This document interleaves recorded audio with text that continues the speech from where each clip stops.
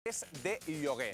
Persones solteres, concretament homes o parelles gais que volen tenir un fill. Quina és la problemàtica i què és el que passa? Doncs que a Espanya no està permès, han de marxar a d'altres països com els Estats Units o també l'Índia. Després de pagar uns 90.000 euros, arriben aquí a casa nostra i el buit legal no permet registrar-los al registre civil. Parlarem d'aquesta problemàtica perquè a dia d'avui i això a casa nostra encara segueix passant. Ho farem amb una de les persones que més dades ens pot aportar d'aquests temes i també avui marxarem fins a Martorell on ha esclatat la polèmica. La culpable, l'aigua, la privatització d'aquesta empresa que volen privatitzar diferents sectors polítics ha portat ja els habitants de Martorell a manifestar-se pels seus carrers. Com acabarà la història? Doncs no ho sabem, ens ho explicaran i ens ho denunciaran també aquesta nit al nostre programa. I a banda d'això, avui també hem sortit al carrer. Al nostre pulsòmetre volem analitzar si vostè ja té preparades les vacances d'aquest estiu. Tot i la crisi, vostè aquest estiu sortirà de viatge. Què és el que vostès han de dir? Doncs totes les opinions després les analitzarem amb el vicepresident de l'Associació Catalana de Viatges, que també estarà amb nosaltres. Parlarem també de tota aquesta problemàtica i també volem interessar-nos per si a veure si hi ha algun viatge low cost que vostès puguin fer. Tots aquests temes, com sempre, amb l'actualitat del dia, les seves fotodenúncies, els hi expliquem a continuació.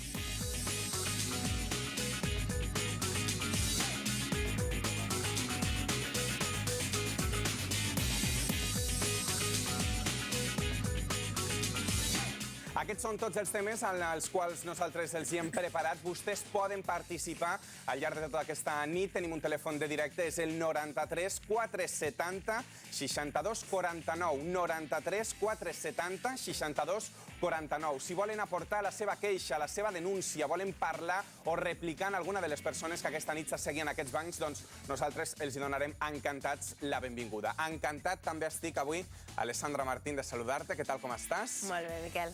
Vens avui una mica espectacular, no? Preparada per... Pels passadissos deien que semblava una estrella del rock.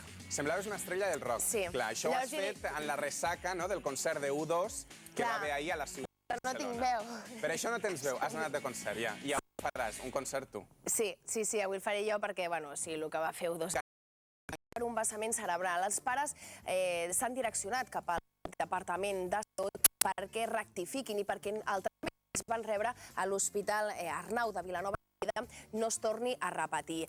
El nadó va anar a l'hospital, li van diagnosticar uns tics, es trobava encara malament i el van tornar a portar al mateix hospital, on va esperar fins a 30 hores que poguessin fer-li un seguit de proves, 13 hores més a que li donguessin un llit i finalment li van diagnosticar un vessament cerebral i va ser traslladat directament a l'Hospital de la Vall d'Hebron on va morir malauradament. Tot i així, els pares han anunciat que no aniran per la via judicial però volen una resposta del Departament de Salut. Doncs bé, Miquel, nosaltres avui, com sempre, ens hem posat en contacte amb aquest hospital, amb l'Hospital Arnau de Vilanova de Lleida. Ells no han volgut parlar i ens han remès a una carta que van escriure en un diari de Lleida per rectificar unes informacions que ells havien publicat. Ells asseguren que hi ha oberta una investigació interna, tot i així reiteren que tot el procediment que es va seguir és el correcte, que és un protocol que ells tenen, i també asseguren que el servei de pediatria d'aquest hospital, de l'Hospital Universitari Arnau de Vilanova, és el servei de referència de 450.000 habitants. Així que hem d'esperar aviam si va ser una negligència o, per lo contrari, doncs... Clar, però tarda 12 hores a que li donin un llit.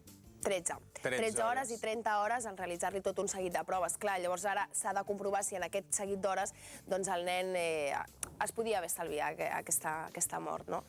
Un nadó de 50 dies. 50 dies.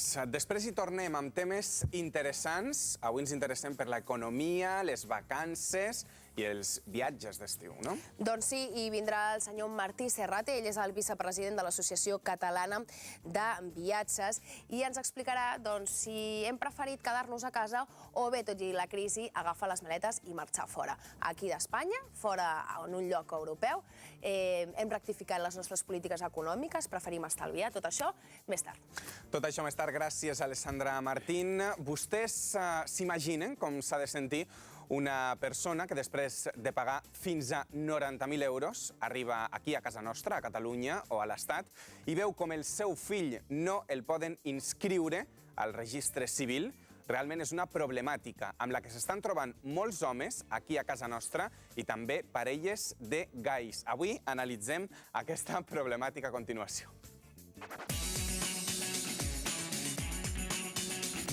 Volem ser el teu altaveu. Envia'ns les teves fotografies o imatges i denuncia el teu cas. Fes-nos-ho arribar a td@canalcatalà.com o truca'ns al 902 734 723. La mosca, la mosca de la tele que passejava per aquí pel nostre plató, però més que una mosca era, vamos, un moscarrot. Anem a analitzar i anem a posar-nos una mica seriosos aquesta nit. No rigui vostè tampoc perquè no... No, la qüestió no és per riure, però sí. La de la mosca sí, però La de la mosca sí, la que ens porta aquí no. La seva denúncia no. Amb nosaltres aquesta nit al plató tenim el Pere Antonio Mir. Bona nit, Pere Antonio. Ell és el president del partit de gais, lesbianes, bisexuals, transsexuals i heterosexual, o sigui que ho engloben absolutament tot. Sí, la continuació és Tots som iguals. Tots som iguals. Exacte. Molt bé.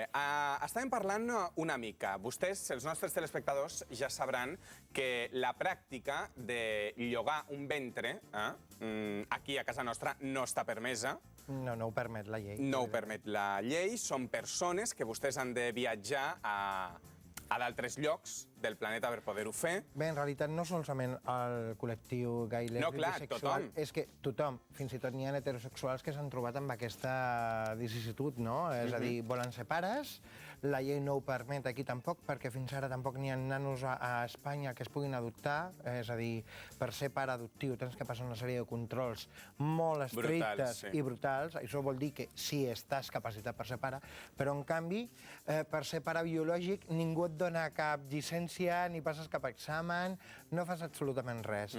Això, i n'hi ha molts nanos que depenen dels governs autonòmics en aquest país, que no tenen una família estructurada, que no la tindran mai, però que tal com està feta la llei fins ara, no permeten l'adopció. Això vol dir que tenim que recórrer a d'altres solucions.